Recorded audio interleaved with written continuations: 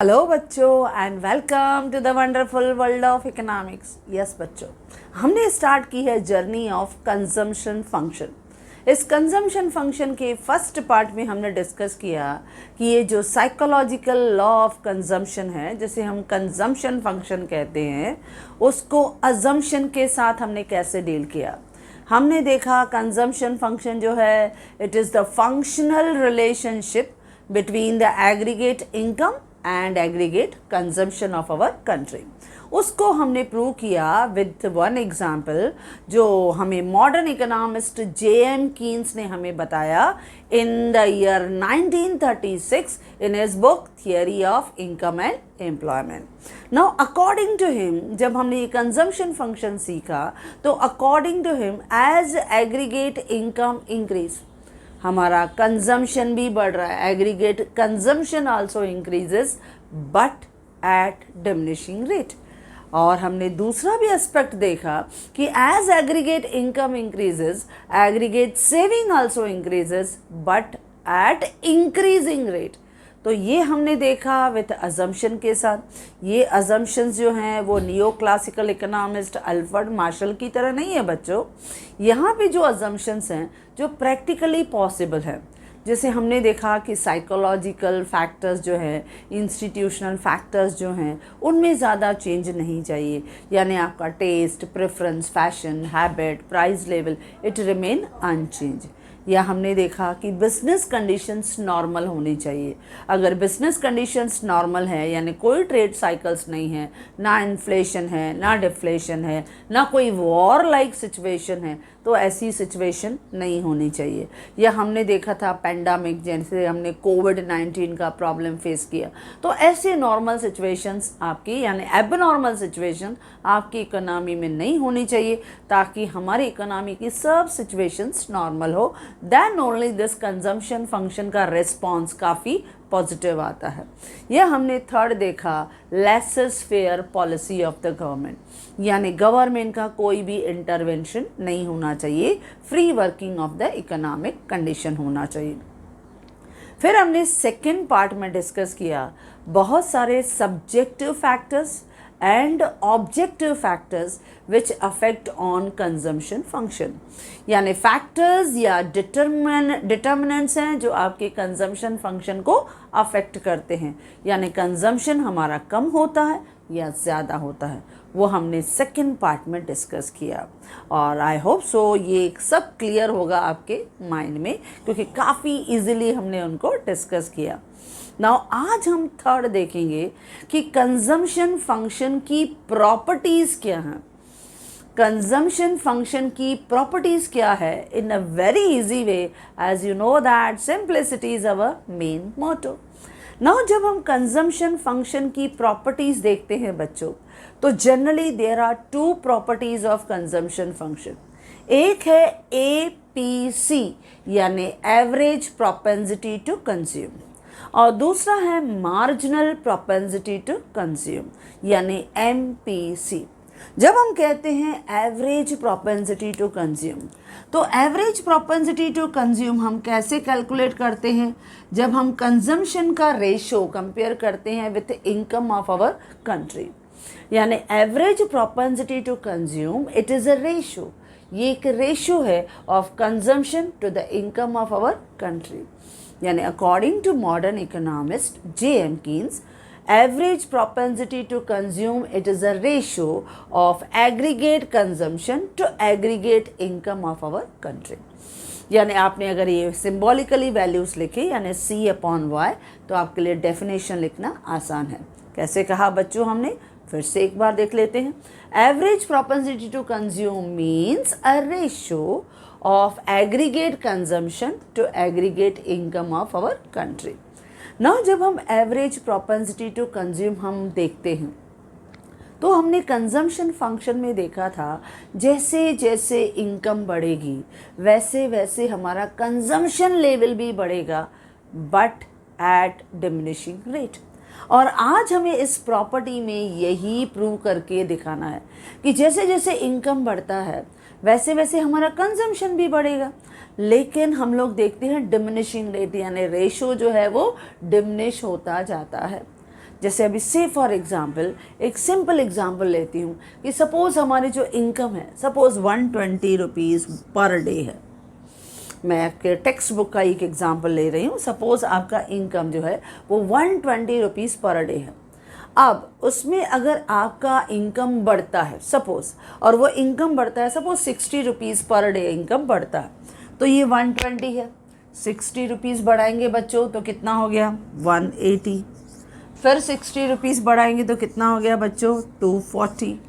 फिर 60 रुपीज़ बढ़ाएंगे तो वो कितना हो जाएगा बच्चों 300।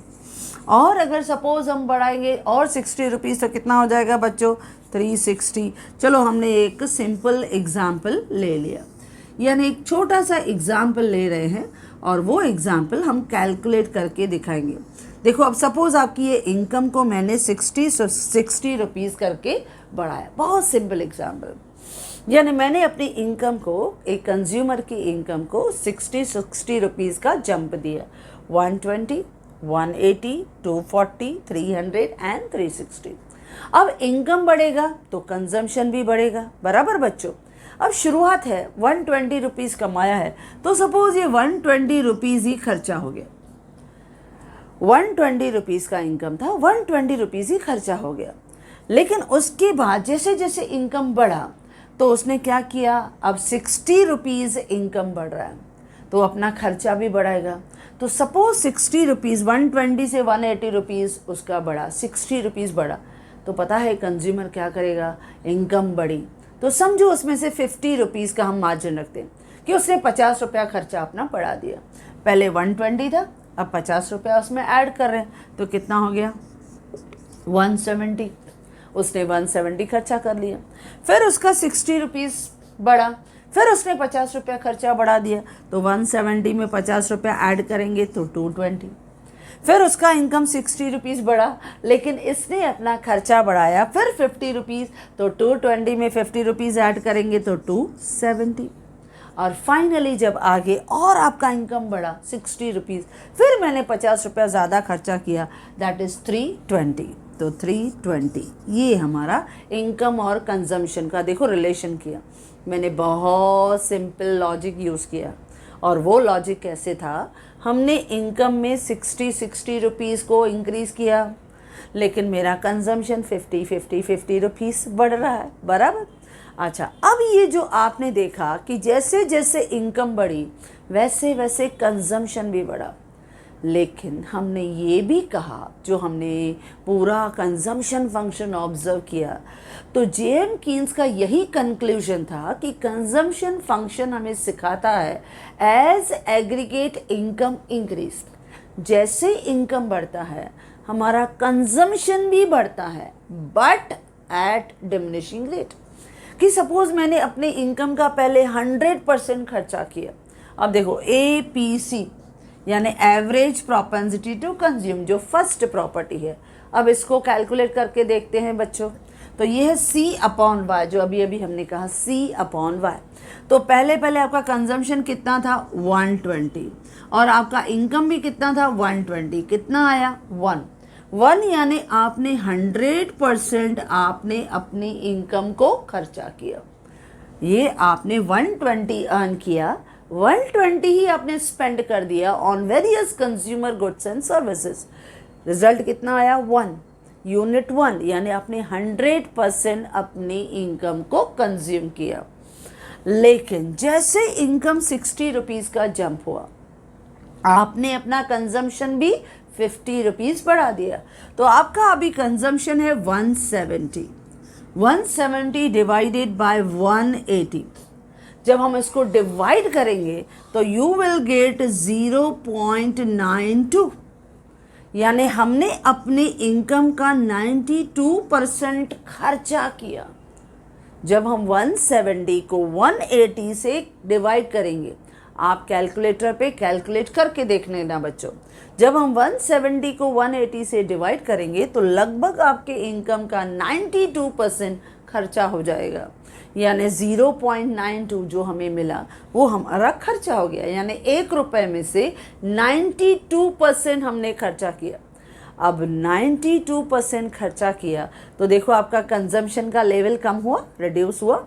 पहले हम 100% जितना कमाते थे उतना खर्चा किया, लेकिन अभी इनकम बढ़ा तो हमारा खर्चा भी बढ़ा। अब इसके साथ साथ अब हम एक और चीज़ देखेंगे और वो है एवरेज प्रोपेंसिटी टू सेव। यानी हमने जो सेव किया, हमने अभी यहाँ पे जो सेव किया वो भी देखेंगे।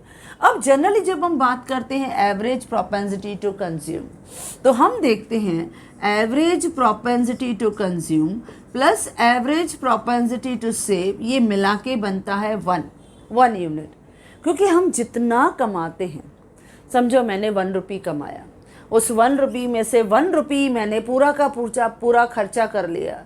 जब पूरा एंटायर 1 रुपये मैंने खर्चा किया तो सेविंग मेरे पास था नहीं बच्चों। तो इसके लिए APC plus APS is equal to 1। यानी अगर मुझे APC चाहिए तो मैं क्या करूँगी, APS को उधर 1 में से माइनस करूँगी तो 1 माइनस ये उधर चला जाएगा इस तरफ, तो माइनस APS। लेकिन अगर मुझे APS चाहिए, APS यानी एवरेज प्रोपेंसिटी टू सेव, तो ये मिलेगा 1, फिर APC उस तरफ चला जाएगा तो 1 माइनस APC। ये हमेशा आपको ऑब्जेक्टिव्स भी यूनिवर्सिटी लेवल पे मिलते हैं। जब हम एवरेज प्रोपेंसिटी टू कंज्यूम कहते हैं बच्चों, तो वो रहता है 1 में से average propensity to save minus करते हैं। और अगर एवरेज प्रोपेंसिटी टू सेव चाहिए तो 1 रुपये में से average propensity to consume minus करते हैं। जो चाहिए उसको लेफ्ट साइड रखो, जो नहीं चाहिए उसको हम माइनस करेंगे, क्योंकि average propensity to consume plus average propensity to save ये मिला के कितना होता है 1। अब देखो ये इफेक्ट यहाँ भी दिखेगा।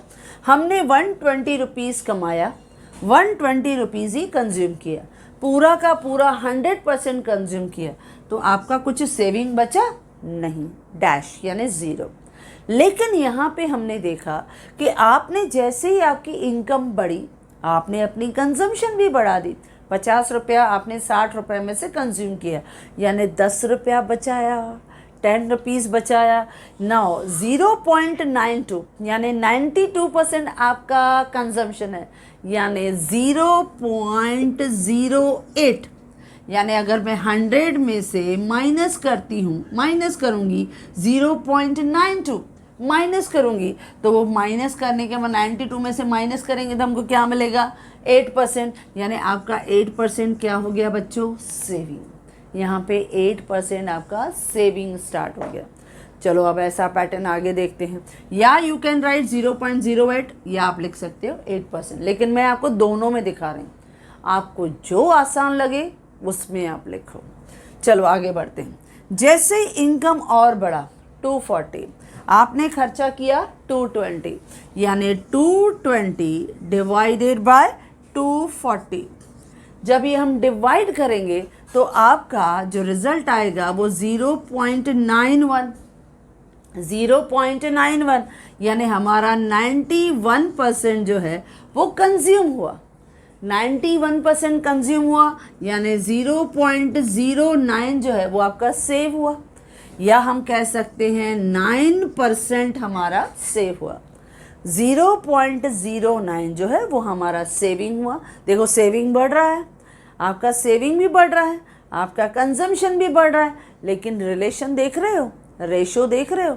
आप पहले 100% कंज्यूम कर रहे थे, अभी 92% कंज्यूम कर रहे हो, फिर 91% का आपका रेशो परसेंटेज कम हो रहा है, डिमिनिश हो रहा है। तभी J.M. कीन्स ने कहा था as aggregate income increases, aggregate consumption भी इंक्रीज होता है बट एट डिमिनिशिंग रेट। लेकिन सेविंग की आदत एक बार आपकी पॉपुलेशन को पड़ गई तो सेविंग का लेवल बढ़ेगा। इसके लिए उसने दूसरा कंक्लूजन निकाला था कि as our aggregate income increases, saving also increases but at increasing rate. चलो आगे भी देखेंगे, ऐसा ही हमें मिलेगा। जैसे ही आपका इनकम और 60 रुपीज़ हमने बढ़ा दिया 300, तो आपका कंजम्पशन मैंने 50 रुपया बढ़ा दिया, कांस्टेंट रखा है ताकि हमारा एग्जाम्पल सिंपल हो। तो फिर हम करके देखते हैं 270 डिवाइडेड बाय 300 का इनकम। जब हम डिवाइड करके देख लेते हैं 270 का, तो हमें रिजल्ट आता है 0.90, यानी हमारे इनकम का 90% जो है वो खर्चा हो गया। अब 90% खर्चा हो गया, यानी 10% आपका, यानी 0.10 आपका पैसा बच गया, यानी 10% आपकी इनकम सेव हो गई। क्योंकि हमारी इनकम 2 पार्ट्स में स्प्लिट होती है। हम जो कमाते हैं उसका मेजर प्रोपोर्शन हम कंजम्पशन पे खर्चा करते हैं, एंड द रेस्ट पोर्शन जो है वो हम सेव कर देते हैं, और वही सेविंग हमारी डाइवर्ट होती है हमारी इन्वेस्टमेंट में। तो हमारी इनकम लेवल 2 पार्ट्स में, इनकम जो है वो 2 पार्ट्स में स्प्लिट होती है। एक हिस्सा है कंजम्पशन, दूसरा हिस्सा है सेविंग। हम जो कमा रहे हैं 300, उसमें से मैंने 270 रुपये कंज्यूम किया, लेकिन 30% मैंने बचाया। तो 300 का 30 रुपया क्या है? आपका 10% सेविंग। चलो आगे बढ़ते हैं। हमने देखा और आपकी कंजम्पशन हम जो है बढ़ रही है क्योंकि आपकी इनकम बढ़ी। फिर हमारी इनकम 60 रुपया बढ़ गई, तो हमारा कंजम्पशन का लेवल 50 रुपया और बढ़ गया। तो 320 डिवाइडेड बाय 360। अब जब हम 320 को 360 से डिवाइड करेंगे तो आंसर आएगा आपका 0.88, या और में यू कैन राइट 88%। अब जब 88% हमारा कंजम्पशन हो गया, 100 रुपये में से 88 पैसा या 88 रुपीज़ मैंने कंज्यूम किया, तो बाकी जो बच गया यानी 0.12 या 12% आपने सेव किया। क्योंकि 100 रुपये कमाए, मैंने 88% कंज्यूम किया, तो बाकी 12% मैंने क्या किया होगा बच्चों? सेव किया होगा, बराबर। तो देखो यहाँ पे आपका लॉजिक देखो, जो JM Keynes since from the first question हमें एक्सप्लेन करना चाहता है कि जब आपकी इनकम बढ़ती है तो बट नेचुरल इनकम बढ़ने के साथ साथ हम अपना कंजम्पशन लेवल भी बढ़ा देते हैं, लेकिन एट डिमिनिशिंग रेट। और दूसरा, जैसे इनकम बढ़ती है वैसे हमारा सेविंग भी बढ़ता है, बट एट इंक्रीजिंग रेट। अब ये हमने यहाँ पे देखा, पहले कंजम्पशन हम 100% कर रहे थे, फिर 92, फिर 91, फिर 90, फिर हमने देखा 88। देखो कंजम्पशन रिड्यूस हो रही है बच्चों, प्रूव हो गया। और सेविंग की तरफ देखो, पहले कुछ भी सेविंग नहीं था, जो कमा रहे थे कंज्यूम कर रहे थे। फिर आपका सेविंग शुरुआत हुआ थोड़ा सा 8%, फिर 9%, फिर 10%, फिर 12%। धीरे धीरे आपकी slowly and gradually the habit of saving increases. Clear बच्चों? यानी जो हमें जेएम कीन्स ने सिखाया कि एज एग्रीगेट इनकम इंक्रीजेस, हमारा कंजम्पशन भी बढ़ेगा but at diminishing rate. But जैसे ही एग्रीगेट इनकम बढ़ेगा हमारा सेविंग भी बढ़ेगा, आदत भी बढ़ेगी, but at increasing rate. Prove हो गया एवरेज प्रोपेंसिटी। ये हमने सिखाया एवरेज प्रोपेंसिटी टू कंज्यूम। अब ये जो एवरेज प्रोपेंसिटी टू कंज्यूम हमने दिखाया, अब इस एवरेज प्रोपेंसिटी टू कंज्यूम को हम डायग्राम के साथ भी बच्चों दिखा सकते हैं। अब इस एवरेज प्रोपेंसिटी टू कंज्यूम में लेट्स सी, एक सिंपल डायग्राम में दिखा रही हूँ, एक सिंपल डायग्राम के थ्रू इसको एक्सप्लेन कर रहे हैं। अब वाई एक्सिस पे हम लेते हैं कंजम्पशन, वाई एक्सिस पे क्या लिया बच्चों? कंजम्पशन। और एक्स एक्सिस पे हमने क्या दिखाया? Aggregate income. एग्रीगेट इनकम हमने दिखा दिया, यानी वाई का पोजीशन है, कंजम्पशन है यानी सी का पोजीशन है। ओके बच्चों, अब ये जो हमारा प्रॉपर्टी है यानी सी का जो प्रॉपर्टी है यानी कंजम्पशन का, जो हम ऑलरेडी देख चुके हैं, लीनियर भी होता है, नॉन लीनियर भी होता है। अब यहाँ पे जेएम कीन्स ने इकोनॉमी का एक नॉन लीनियर कंजम्पशन कर्व लिया, सी। ये उसने क्या लिया? ये है average propensity to consume curve, average propensity to consume curve.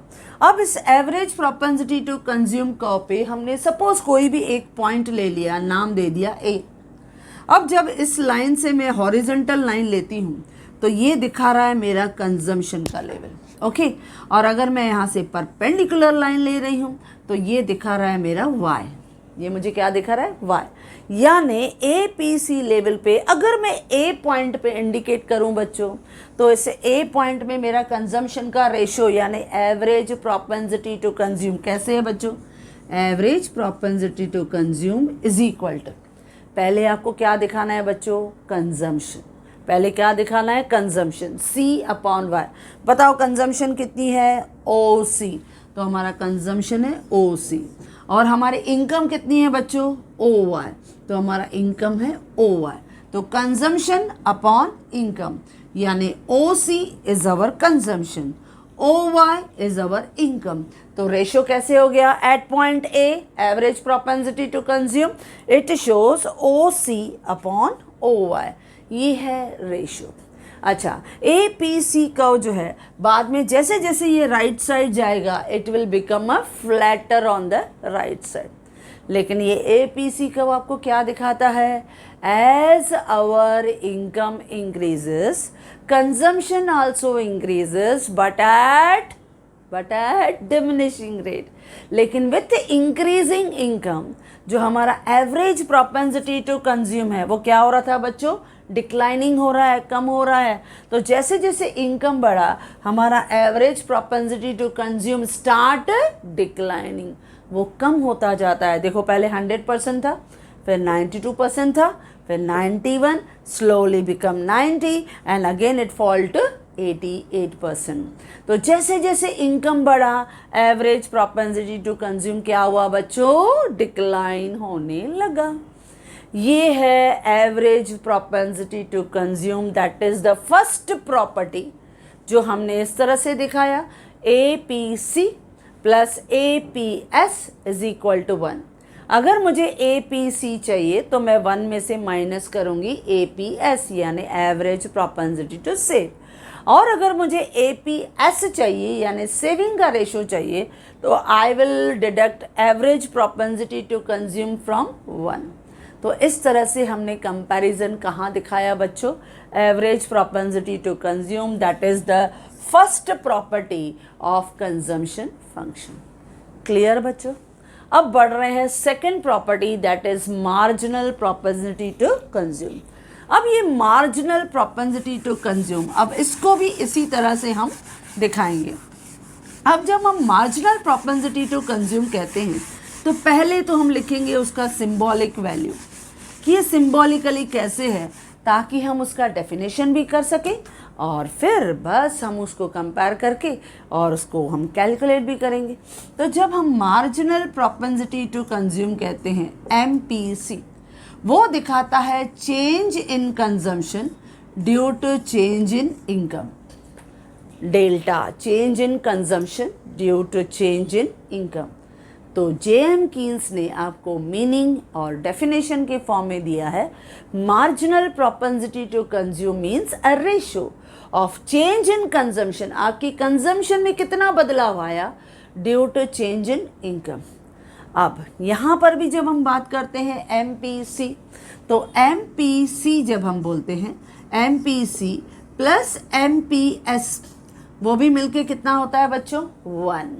यानी अगर मुझे MPC यानी मार्जिनल प्रोपेंसिटी टू कंज्यूम चाहिए तो वो होता है 1 माइनस MPS, और अगर आपको मार्जिनल प्रोपेंसिटी टू सेव चाहिए यानी मार्जिनल प्रोपेंसिटी टू सेव कैसे आता है, MPS वो आता है change in saving upon change in income.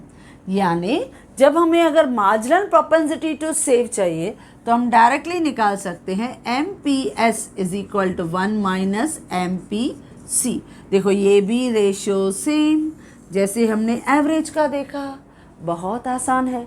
जब हम एवरेज प्रोपेंसिटी टू कंज्यूम देखते हैं तो APC प्लस APS मिला के 1, लेकिन अगर हम MPC यानी मार्जिनल प्रोपेंसिटी देखते हैं तो मार्जिनल प्रोपेंसिटी ऑफ कंज्यूम में ऐड करते हैं मार्जिनल प्रोपेंसिटी टू सेव, और कितना मिलता है बच्चों, 1। और अगर MPC चाहिए तो 1 माइनस MPS, और अगर MPS चाहिए तो 1 माइनस MPC। चलो इसको भी करके देखते हैं। और क्योंकि मैंने नंबर्स बहुत इजी लिए हैं तो आपके लिए काम बहुत मैंने आसान कर दिया है। एक बार कैलकुलेशन करना है बस, उसके बाद same data will be utilise. ना यहाँ पे हमने फर्स्ट में देखा 120 हम कमा रहे थे, इनकम था, 120 कंज्यूम हुआ। तो इसमें तो कुछ चेंज हुआ ही नहीं क्योंकि ये इनिशियल स्टेज था, तो ये इनिशियली तो कोई रिस्पॉन्ड आपको दिखाएगा ही नहीं। तो दोनों MPC भी डैश, MPS भी डैश, क्योंकि इनिशियली कोई चेंज नहीं हुआ है।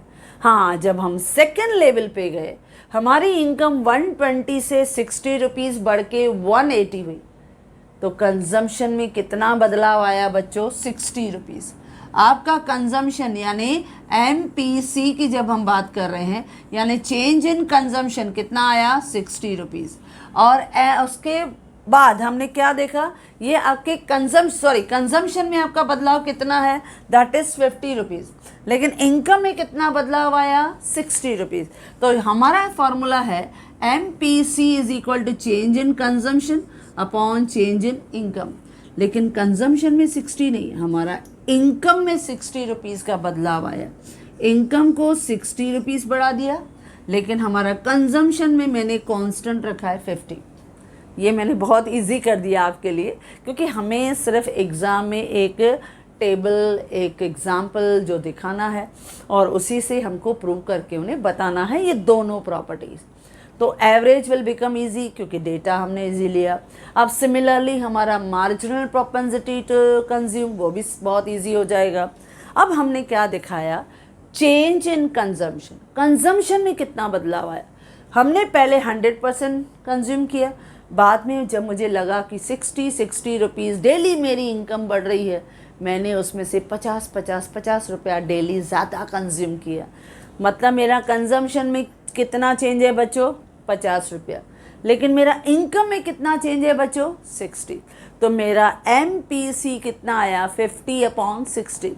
अब 50/60 5/6 यानी 0.83% आएगा, 0.83। तो यस, MPC हम यहाँ दिखाएंगे। हमारे कंजम्पशन में चेंज था 50 रुपीज़, मेरी इनकम में चेंज था 60, तो मेरा आंसर आएगा 0.83, यानी इसको मैं कह सकती हूँ 83%। इस तरह से हमने बताया। अब 0.83 आपका मार्जिनल प्रोपेंसिटी टू कंज्यूम है, यानी मार्जिनल प्रोपेंसिटी टू सेव कितना आएगा बच्चों? या तो 0.17, क्योंकि 1 रुपये में से मैंने 83 पैसा माइनस कर दिया, तो इधर कितना बचा? 17 पैसा। आप कर सकते हो। MPC plus MPS is equal to 1 लिखा। अब आपके पास MPC मिल गया, अब MPS चाहिए, तो MPS इज इक्वल टू 1 रुपये में से माइनस करेंगे 0.83, तो आपको मिल जाएगा 17 पैसा, या इसको मैं कह सकती हूँ और 17%। ओके, दोनों फॉर्म में लिख रही हूँ, आपको जो पसंद हो आप लिख सकते हो। फिर देखो, अभी हर जगह आपके लिए सेम है। मैंने पहले ही कहा MPC का काम आपके लिए मैंने आसान कर दिया। हर जगह है 50 रुपीज़ कंजम्पशन में बदला और इनकम में 16, यानी हर जगह 0.83 और यहाँ आएगा 0.17। यहाँ पर भी 0.83, 0.17, यहाँ पर भी 0.83 और 0.17। हमारा कैलकुलेशन आसान, ये हमने दिखा दिया यहाँ पे।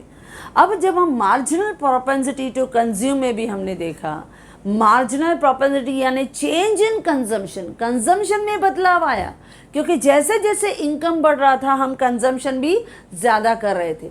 तो जैसे इनकम बढ़ता है, as our income increases, marginal propensity to also increase, marginal propensity to consume भी ज़्यादा बढ़ रहा था। लेकिन बाद में धीरे धीरे मार्जिनल प्रोपेंसिटी हमने क्या देखा? इधर कांस्टेंट हो गई। In the above example, we observe कि marginal propensity to consume remain constant. इसके लिए आपका marginal propensity to save भी क्या हो गया बच्चों? Constant। हमने constant दिखा दिया। Now, एक चीज़ हमेशा ऑब्जर्व करना जो J.M. कीन्स ने हमें सिखाया, मार्जिनल प्रोपेंसिटी टू कंज्यूम हमेशा पॉजिटिव रहता है। मार्जिनल प्रोपेंसिटी टू कंज्यूम यानी MPC MPC always remain positive, ये हमेशा पॉजिटिव रहेगा, but less than 1, but less than 1, वो हमेशा 1 से कम रहेगा। ये ब्लैंक आता है यूनिवर्सिटी लेवल पे। आपका मार्जिनल प्रोपेंसिटी टू कंज्यूम जो है वो हमेशा लेस देन 1 रहता है। हाँ, आपका एवरेज प्रोपेंसिटी टू कंज्यूम जो है वो हमेशा मार्जिनल से बड़ा रहेगा। एवरेज प्रोपेंसिटी टू कंज्यूम देखो आपका ज़्यादा है, एवरेज देखो यहाँ 100% है, यहाँ बिल्कुल नहीं है, यहाँ 100 है, फिर यहाँ 92 है, यहाँ 83% है, यहाँ 91 है, यहाँ 83 है, फिर यहाँ 90 है, यहाँ 83 है, यहाँ 88 है, यहाँ 83 है। यानी एवरेज प्रोपेंसिटी टू कंज्यूम जो है यानी APC is always greater than MPC। ये ऑब्जेक्टिव्स ध्यान रखना बच्चों, हमेशा आते हैं। तो average propensity to consume is always exceed than marginal propensity to consume. तो जैसे जैसे इनकम बढ़ा मार्जिनल प्रोपेंसिटी टू कंज्यूम भी बढ़ने लगा, लेकिन बाद में हमने क्या देखा, यहाँ पे ये कांस्टेंट हो गया, यानी आपका मार्जिनल प्रोपेंसिटी टू कंज्यूम यहाँ पे 83% देखा और आपका सेविंग भी 17% पे कांस्टेंट हो गया। लेकिन एक चीज़ हमेशा याद रखनी है कि आपका marginal propensity to consume always remain positive but less than 1। तो चलो अब इसको फाइनली डायग्राम में भी दिखाते हैं, क्योंकि डायग्राम में भी दिखाना शो करना बहुत ज़रूरी है। तो फाइनली इसका डायग्राम भी देख लेते हैं कि किस तरह से आपका मार्जिनल प्रोपेंसिटी टू कंज्यूम जो है वो भी हम डायग्राम के थ्रू शो कर सकते हैं। तो यस बच्चों देखो, अब वापस y एक्सिस पे क्या दिखाया, अभी अभी हमने दिखाया, क्या दिखाया बच्चों, कंजम्पशन। तो यहाँ पे हम दिखा रहे हैं कंजम्पशन। अब ये कंजम्पशन यानी C। अच्छा, x एक्सिस पे क्या दिखा रहे हैं बच्चों, ये है एग्रीगेट इनकम यानी y, ये हमने दिखाया। अब हमने इस पे क्या लिया, एक नॉन लीनियर, लीनियर नहीं लिया, नॉन लीनियर, जैसे हमने लिया कंजम्पशन कर्व। अब इस पे हमने कंजम्पशन कर्व लिया, यानी इस तरह से हमने यहाँ पे APC कर्व अभी अभी ड्रॉ किया, याद है हमने APC कर्व लिखा है। अच्छा, उस पे हमने क्या लिया, सपोज यहाँ पॉइंट लिया A, ओके, यहाँ कंजम्पशन था C। अब इसी लेवल पे मैंने इनकम लिया Y, जो मैंने प्रूव किया अगर मैं APC ले रही हूँ इस पे तो वो कितना आएगा, OC अपॉन OY। लेकिन अभी मुझे दिखाना इनकम बढ़ा तो मेरा कंजम्पशन भी बड़ा होगा। चलो मैं नया पॉइंट ले रही हूँ B, मैंने लिया। अब इस नए पॉइंट पे आपका जो कंजम्पशन है वो भी बड़ा होगा, राइट, ये है C1। अब कंजम्पशन बढ़ा तो मेरा इनकम भी बड़ा होगा, ये है Y1। तो यहाँ देखो कंजम्पशन बढ़ा है C1, ये है चेंज इन कंजम्पशन, और यहाँ आपकी इनकम बढ़ी है Y1, तो ये क्या दिखा रहा है, चेंज इन इनकम। तो हम MPC में क्या बोल रहे हैं बच्चों, MPC is equal to change in consumption upon change in income. तो आप बताओ आपकी चेंज इन कंजम्पशन में कितना आया है, C1। आपका कंजम्पशन में चेंज हुआ है C1, लेकिन इनकम में कितना चेंज हुआ है, Y1।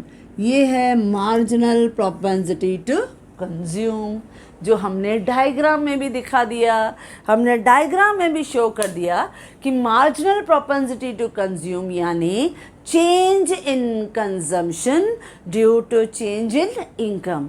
आपका कंजम्पशन ओरिजिनली था OC, लेकिन जैसे ही आपकी इनकम OY से OY1 हुई आपका कंजम्पशन भी बढ़ गया, 50 रुपया बढ़ गया क्योंकि 60 रुपया इनकम बढ़ी। तो ये दिखा रहा है चेंज इन कंजम्पशन और ये दिखा रहा है चेंज इन इनकम। तो इस तरह से हमने मार्जिनल प्रोपेंसिटी टू कंज्यूम भी दिखा दिया। और फाइनली आपको इस तरह से फार्मूलाज दिखानी है, जब हम बोलते हैं MPC plus MPS is equal to 1। अगर मुझे MPC चाहिए तो 1 माइनस MPS, और अगर मुझे MPS चाहिए तो 1 माइनस MPC। ओके बच्चों, तो ये है दो property, very important property of consumption function. पहला है एवरेज प्रोपेंसिटी टू कंज्यूम यानी C अपॉन Y। क्या कहता है आपका जेएम कीन्स? कहता है कि average propensity to consume means a ratio of consumption to the income of our country. लेकिन जब हम मार्जिनल प्रोपेंसिटी टू कंज्यूम कहते हैं तो एमपीसी यानी change in consumption due to change in income, और उसको हमने बता दिया with a very simple example. यानी मैंने इनकम में 60 रुपीज़ का चेंज लिया यानी बढ़ाया, लेकिन हमारा जो खर्चा था, कंजम्पशन था, वो मैंने 50 रुपीज़ से बढ़ा दिया, क्योंकि इनकम बढ़ता है तो कंजम्पशन भी बढ़ता है, लेकिन एट डिमिनिशिंग रेट। लेकिन दूसरा भी पहलू हमने एस्पेक्ट देखा कि एज इनकम इंक्रीजेस हमारा सेविंग भी बढ़ता है विथ इंक्रीजिंग रेट। तो ये जो मेन आपके कंजम्पशन फंक्शन का एम था वो हमने आज प्रूव कर दिया with one example and with diagram. Okay बच्चों, तो जिस तरह से ये मैंने आपको एक्सप्लेन किया, in the same way I have provided in my notes in a very easy way। तो जिस तरह से हमने आपको बताया सेम वे से आप नोट से पढ़ सकते हो। ओके बच्चों, so if you like this video you can share with your maximum friends, and if you want my handwritten notes the link is given in the description box. Thank you.